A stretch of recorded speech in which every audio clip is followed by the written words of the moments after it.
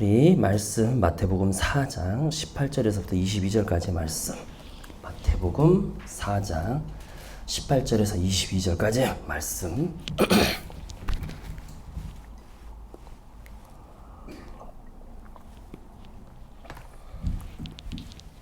우리 한 목소리로 같이 봉독하겠습니다. 갈릴리 그 형제 안드레가 바다에 금을 던지는 것을 보시니 그들은 어부라. 말씀하시되 나를 따라오라. 내가 너희를 사람을 낚는 어부가 되게 하리라 하시니 그들이 곧 그물을 버려두고 예수를 따르니라. 거기서 더 가시다가 다른 두 형제 곧 세베대의 아들 그 형제 요한이 그의 아버지 세베대와 함께 배에서 금을 깁는 것을 보시고 부르시니 그들이 곧 배와 아버지를 버려두고 예수를 따르니라. 아멘. 제가 며칠 전에 동영상을 하나 봤는데 30대 후반 중반 정도 된 것 같은 형제예요. 남자. 결혼한 남자인데 회사를 그만두고 세상이 이제 여러 가지로 좀 복잡하니까 본인만의 좀 일을 할 수 있는 게 뭐 없을까? AI가 등장해도 뭐 할 수 있는 일이 끝까지 이걸 이어나갈 수 있는 길이 없을까 고민을 하다가 창문 닦는 거를 본인이 이제 하기 시작을 하더라고요. 아직까지 창문 닦는 사람들이 이게 노동이라고 생각하고 위험하다고 생각해서 별로 없으니까 이 부분을 내가 해야 되겠다.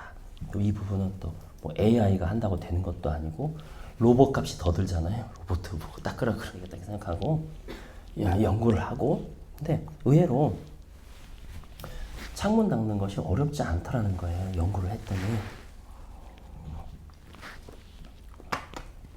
그리고 순수하게 노동비, 뭐 물건을 사서 파는 것도 아니고 노동비만 자기가 하면 된다는 겁니다. 그래서 그 부분을 자기가 열심히 파고들어가지고 6개월 후에는 우리나라에서 1% 안에 드는 그런 사람이 되고 1년 사이에는 0.1% 안에 드는 사람이 됐는데 하루에 수입이 거의 100만 원 가까이 된다는 거예요.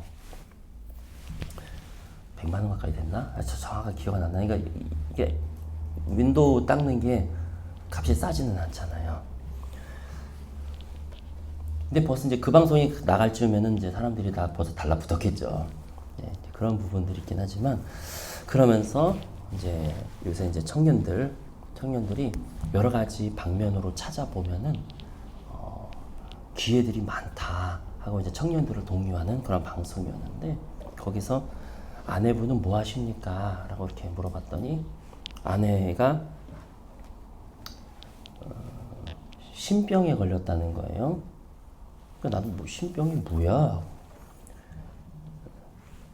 귀신이 뭐 어디 가면은 하나도 이 병이 뭔지를 알 수가 없어요. 피지컬리하게는, 의학적으로, 메디컬리하게는 알 수가 없어요.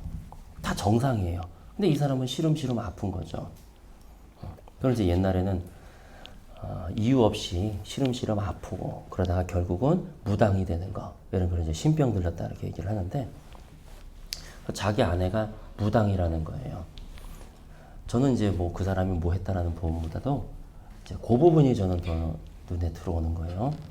아내가 무당이 되지 않으려고 이렇게 여러 가지로 피해 다니는데 귀신이란 실제적으로 존재합니다. 존재하고 사탄은 실제적으로 존재합니다. 귀신이 그 사람을 잡으려고, 그 사람 속에 들어가려고 귀신이 선택을 한 거죠. 그리고 시름시름 이렇게 아프게 만드는 거죠. 그래서 결국은 이 여자가 두 손 들고 난 무당이 될 테니까, 다시 말해서 내 삶을 귀신에게 바칠 테니까 이제 들어오라고, 그렇게 해서 이제 무당이 됐다는 거예요. 저는 그 부분을 보면서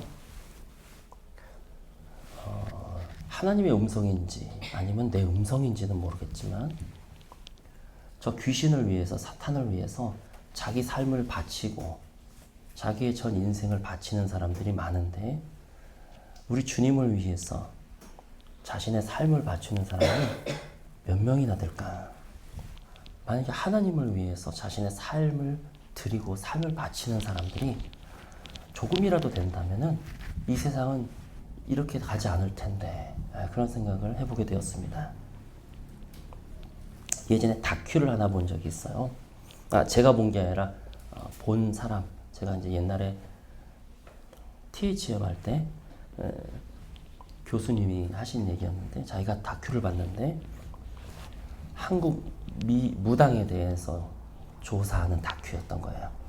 독일 사람이었는데 한국 무속에 대해서, 무당에 대해서 다큐하려고 들어왔는데 안 받아들이더라는 겁니다. 들어오지 말라고. 왜 그러냐? 당신 들어오는 거 이 신성한 귀신의 세계에 당신 같은 속세인이 들어온다는 거는 있을 수 없는 일입니다. 그래서 그럼 어떻게 해야지 내가 들어갈 수 있냐? 당신을 취재할 수 있냐? 그랬더니 그러면 조공도 바치고 또 자기 귀신에게 3번 절을 하십시오. 그러면 그 귀신이 이 신성한 곳으로 당신을 맞아들일 겁니다. 그래서 이제 3번 절하고 들어가서 거기서 이제 했다는 겁니다. 그러면서 그 교수님 한 얘기가 도대체 교회는 어떻습니까? 교회는 어떻습니까?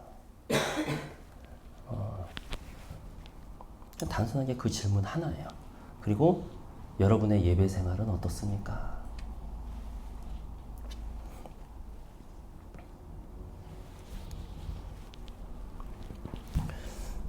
며칠 전 보스턴에서 저는 그거 자세하게 보지는 않았지만 마귀 집회를 했죠. 그래서 사탄 종교, 사탄교, 사탄이 있으니까 사탄교를 하겠죠. 그런 사람들이 여러 가지 반대에도 무릅쓰고 거리 행진을 하면서 난 사탄교 교인이라고, 그리고 퍼포먼스를 하고 그랬죠.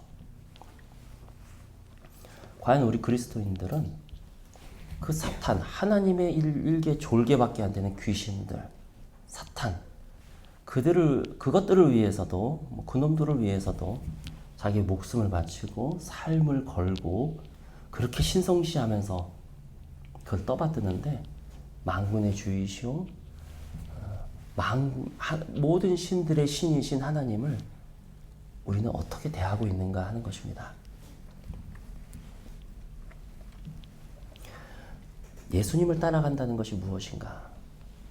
마태복음 4장 18절 말씀해 보시면, 갈릴리 해변에 다니시다가 두 형제 곧 베드로라 하는 시몬과 그 형제 안드레가 바다에 금을 던지는 것을 보시니 그들은 어부라. 말씀하시되 나를 따라오라. 내가 너희를 사람을 낚는 어부가 되게 하리라. 주님께서는요, 이들을 부르셨습니다. 제자 양육 이런 거 많이 들어보셨잖아요. 이거는 목회자를 부르는 그런 개념이 아니라 이거는 효과적인 부르심이에요. 일반 사람들을 구원으로 부르시는 겁니다. 그래서 교회에서 제자 양육한다 그러면은 무슨 목사님들을 배출해내기 위해서, 그게 아니라 셀을 나누는 거잖아요. 셀 나누고 셀장을 뽑고 그 셀장들이 셀원들을 제자 양육하고. 그러니까 우리 모두는 다 예수님의 제자라는 개념에서 얘기를 합니다. 베드로와 야고보에게 있어서는 효과적인 부르심, 또 이거는 하나님께서 모든 사람들, 그러니까 목회자들을 부르시는 장면이 아니라 일반 성도들을 부르시는 장면이라는 것이죠. 자, 그런데 20절에 보면은요, 그들이 곧 그물을 버려두고 예수를 따르니라. 제가 몇 년 전에 교회에 전도사를 하고 있었을 때 무당이 들어온 적이 있어요.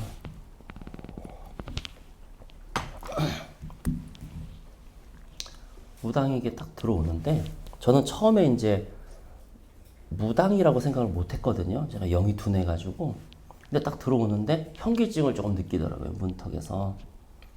그러더니 다시 이내 이제 정신을 차리고 들어와서 어디에 앉냐면은 맨 앞자리에 앉더라고요. 결국은 이제 그 무당을 쫓아냈죠. 예전에는 그리스도인들이 지나가면은 점이 안 쳐졌어요.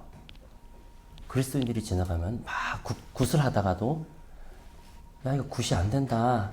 여기 예수 믿는 사람 있냐고 무당이 그렇게 물어봤었거든요. 오늘따라 이거 칼이 안 타지지. 여기에 분명히 예수님을 믿어서 예수의 영이 있는 사람이 분명히 여기 있다. 제발 그 사람 좀 가시라고. 근데요, 어쩌다가 무당이 교회에 들어옵니까? 그때 그 무당은 자기가 회개하고 구원받으려고 들어온 무당은 아니었어요. 회방 놀라고 온 무당이었었어요. 예수를 따르는 것은 대가가 지불되어야 된다는 것입니다. 예수님을 따른다는 것은 내가 대가를 지불하다 하더라도 예수님을 나의 최우선순위에 둔다는 것입니다.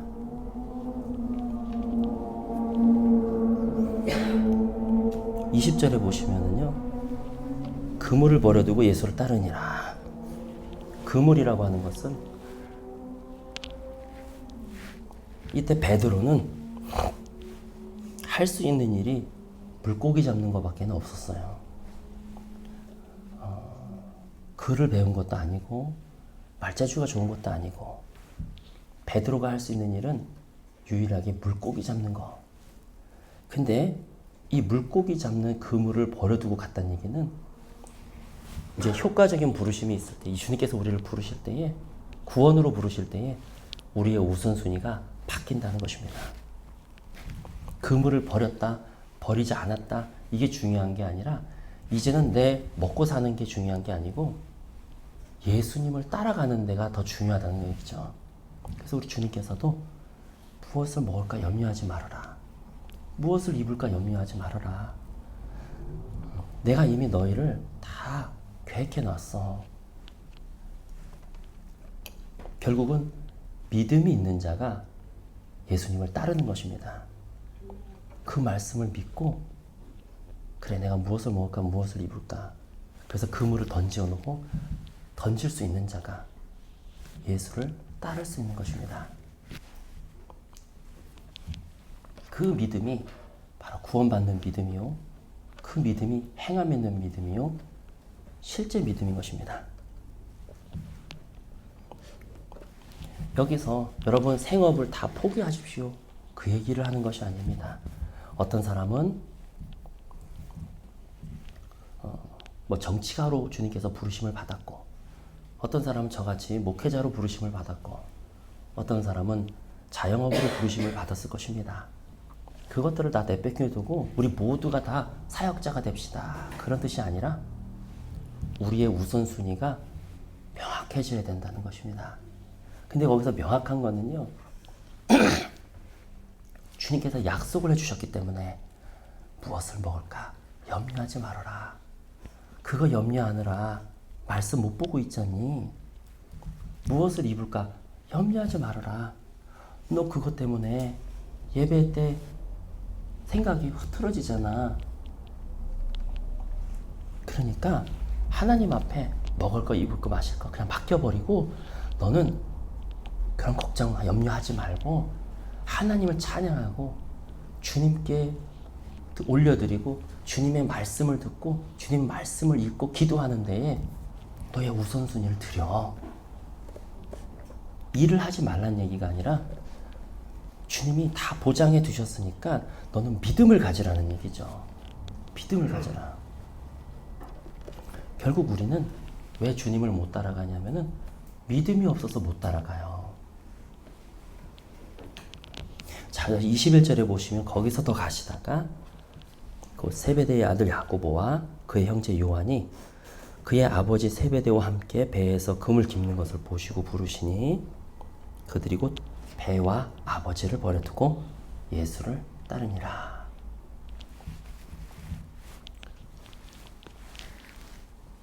우리가 왜 신앙의 전진이 없을까요? 우리가 왜 다람쥐 쳇바퀴 돌듯이 신앙의 전진이 없을까요? 우리가 변하지 않으면, 우리가 뭔가를 우리의 삶에 있어서 바꾸지 않으면 신앙은 그대로일 거라는 것입니다. 즉, 결국은 내가 주님께로 한 발자국 더 가지 않으면 우리는 그대로일 거라는 것입니다. 근데 우리가 주님께 한 발자국 더 다가가려면은요, 주님께 다가가지 못하게 했던 것들을 때로는 버릴 때가 있어요. 배도 버려야 되고, 그물도 버려야 됩니다. 우리는 우리의 삶이 변하지 않고 바뀌지 않는 이유는 욕심이 많아서 이것도 해야 되고 저것도 해야 되고 이것도 해야 되고. 근데 왜 합니까? 그럼 다 주님의 영광을 위해서 한대요. 주님이 가장 원하는 것은요, 말씀 보고 기도하고 예배하고 그거잖아요. 결국은 잘 생각해 보면요, 돈 벌기 바쁜 것도 내 욕심이고, 어느 누가 그런 얘기를 하더라고요. 세상에는 바쁜 건 없다. 바쁜 건 없다. 너가 욕심이 많을 뿐이다. 너의 우선순위가 우선순위의 문제일 뿐이다. 내가 고기도 잡아야 되고 그물도 길러야 되고 그러면서 예수를 따르려고 하니 바쁜 거예요. 근데 왜 바쁜지 잘 생각해 보면은 돈도 벌고 싶고 공부도 하고 싶고 예수도 따르고 싶고 안 바뀌는 거죠, 삶이. 내가 주님과 더 교제하고 주님과 더 가까워지기 위해서 나는 뭔가를 놔야 되는 거죠. 왜? 나에게는 24시간밖에 없고 나에게는 일주일 7일밖에 없고 365일밖에 없잖아요, 1년에. 그러니까 내가 내 삶에 변화가 있으려면 어떻게 해야 됩니까? 내가 주님께 더 시간을 들으려면 뭘 하나를 놔야 되잖아요. 바로 이 사람들에게 있어서는 그것이 바로 배와 아버지였다는 겁니다. 배는 오히려 내가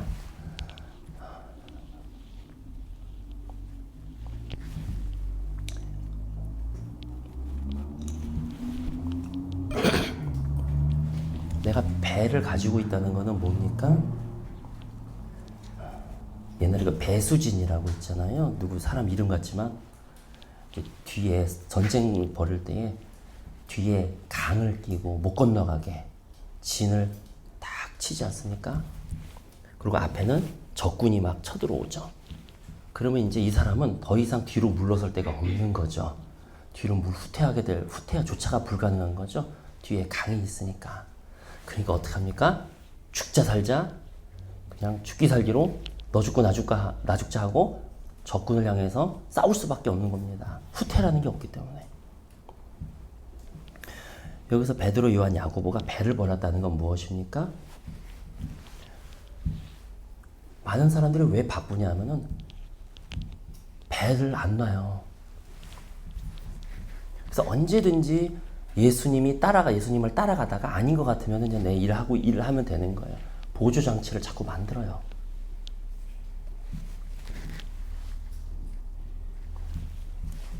그래서 이제 예수님을 따라가다가 안 될 것 같으면은 그냥 내가 배 종사하던 일 하고 뭐 그러면 되는 거 아니에요? 자, 지금 무슨 풀타임이냐 뭐 파트타임이냐 여러분 사역을 내려놓으라는 그런 뜻을 사역을 위해서 여러분들 다 사역자로 부르셨습니다. 하던 일 다 내려놓으십시오. 그 뜻을 얘기하는 게 아니라 주님 앞에 다가갈 때는요, 때로는 배수준이 필요하다는 겁니다. 자, 밭에 감추어진 보화가 있습니다.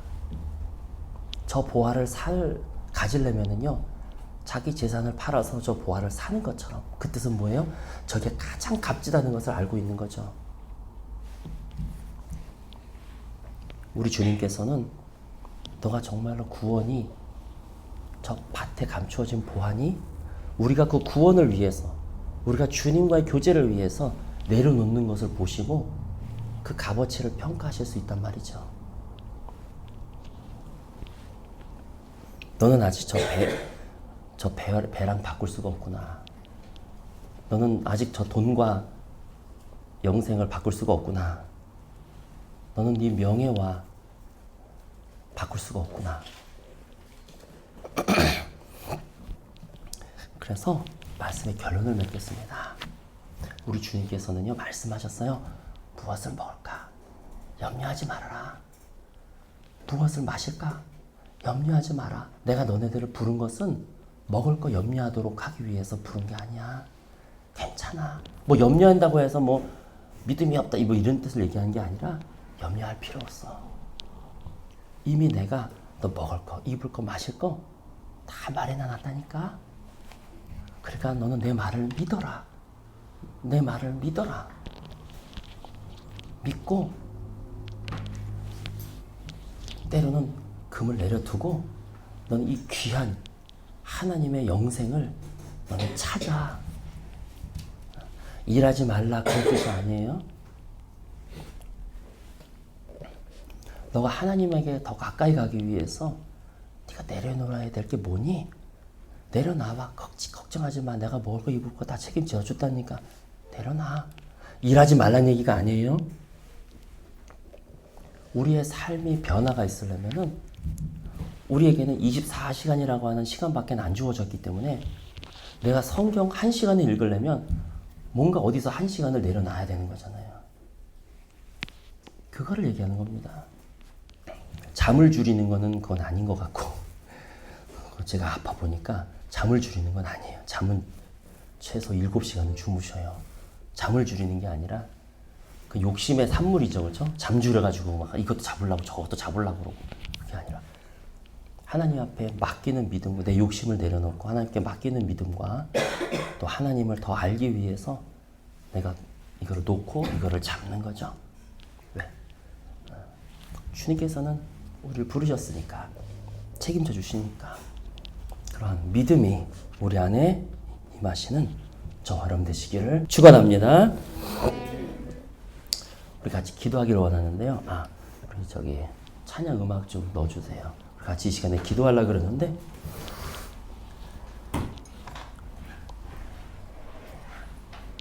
하나님, 내가 주님과 더 가까이 가기 위해서 내가 내려놓아야 될 것이 무엇입니까? 내가 주님 앞에 시간을 더 드리기 위해서 내가 내려놓아야 될 것이 무엇입니까? 하나님, 나는 주님께 더 다가가기를 원합니다. 주님께 더 기도하기를 원합니다. 주님께 더 말씀 보기를 원하고 주님께 예배 드리기를 원합니다. 그래서 내 영혼이 눈이 떠지기를 원하며 저 영적인 세계 속에서 이 현실을 바라보기를 원합니다. 주님, 나에게 무엇을 원하시고 내가 어떻게 하면 되는지, 무엇을 내려놓으면 좋은지, 또 내가 어떻게 주님을 붙잡으면 좋은지 우리 각자가 주님 앞에 물어보고 같이 기도하는 시간 갖도록 하겠습니다. 자비하신 아버지 하나님이시여, 오늘 말씀을 통하여서 하나님, 나의 마음이 주님을 더 향하기를 원합니다. 나의 마음이 주님을 더 가까이 가기를 원합니다. 아버지 하나님, 나의 마음이 나눠져 있지는 않습니까? 아버지, 나의 마음이 세상 것과 주님의 것에 내가 양분되어 있지는 않습니까? 우리 믿음의 선진들은 두 다리 걸치지 양다리 걸치지 말라 그랬습니다. 세상에 한쪽 다리를 놓고 주님께 한쪽 다리 놓지 말라 그랬습니다. 아버지 하나님, 그러나 나는 그러고 있지 않습니까? 나는 내 욕심을 위하여 한쪽 다리를 살아가고 또 한쪽 다리는 또 주님에게 걸치고 있지 않습니까? 아버지, 저희를 불쌍하게 여겨주시옵시고 온전히 배수준을 친 그러한 전쟁터에 많은 사람들처럼 우리 믿음의 선진들이 온전히 주님 앞에 양쪽 다리를 다 주님께 드렸던 것처럼 아버지 하나님, 우리가 믿음을 가지고 무엇을 먹을까, 무엇을 마실까 염려하지 말라고 하는 그 믿음을 가지고 아버지 하나님, 내가 주님 앞에 나아가기를 원합니다.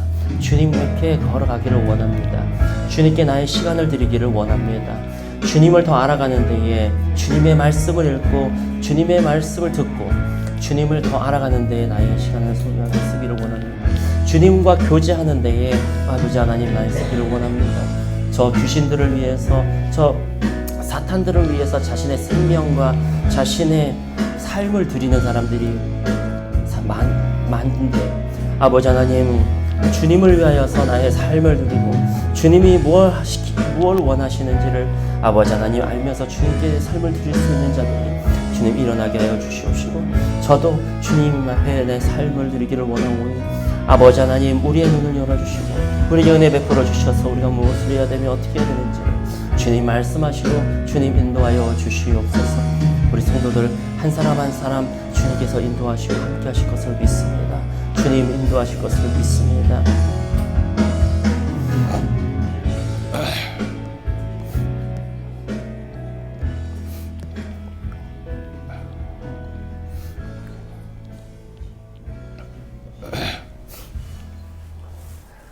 아버지 하나님, 우리 성도들 한 사람 한 사람 주님께 더 한 발자국 다가가기를 원합니다.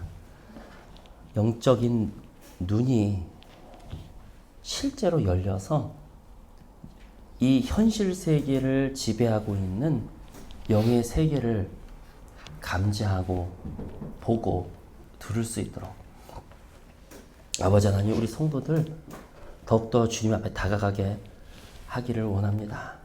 우리가 때로는 주님께 1시간 드리기 위해서 내가 1시간 내려놔야 될 것이 무엇인지를 우리가 생각하게 하시고 그대로 실천할 수 있는 믿음을 주시옵소서. 무엇을 먹을까? 무엇을 마실까?